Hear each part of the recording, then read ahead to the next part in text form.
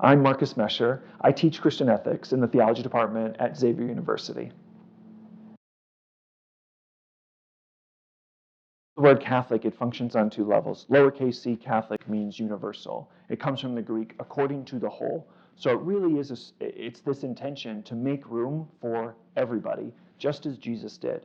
Right? Jesus never turned anyone away, whether they were the oppressed or the oppressors. Jesus was always inviting people to come along for the journey. And that's the spirit of Catholicity, to make room, to make everyone feel welcome, invited, seen and heard, valued.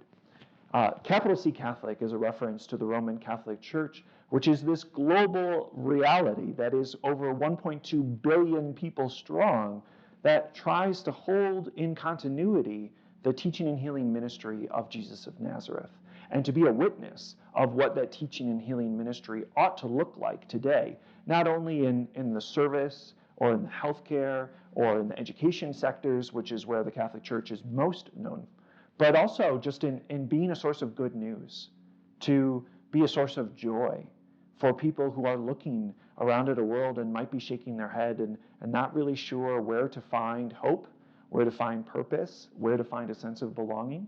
And so the church serves as this witness of what it means to really be human, to belong to a just and equitable and inclusive community, and to create a world that is more humane, more loving, and to do that in a spirit that really respects the dignity of each and all exactly as God made them, without any condition or stipulation. When we use the word Jesuit, we're really referencing the legacy of St. Ignatius of Loyola, who lived in the 16th century in Spain and started this worldwide network of schools since the 1540s. So the Jesuits have been at work trying to be this source of evangelization and service for almost 500 years.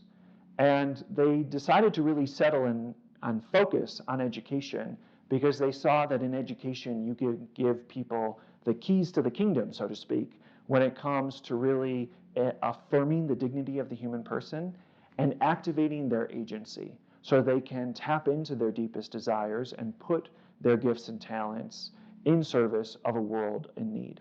And so when people think of Jesuit education, they very often think of phrases like being women and men for and with others, or living a faith that does justice, because Jesuit education is really about not only education as self-improvement or in preparation for a profession, but in that growth to becoming more fully human, and then to being an agent of humanization in the world.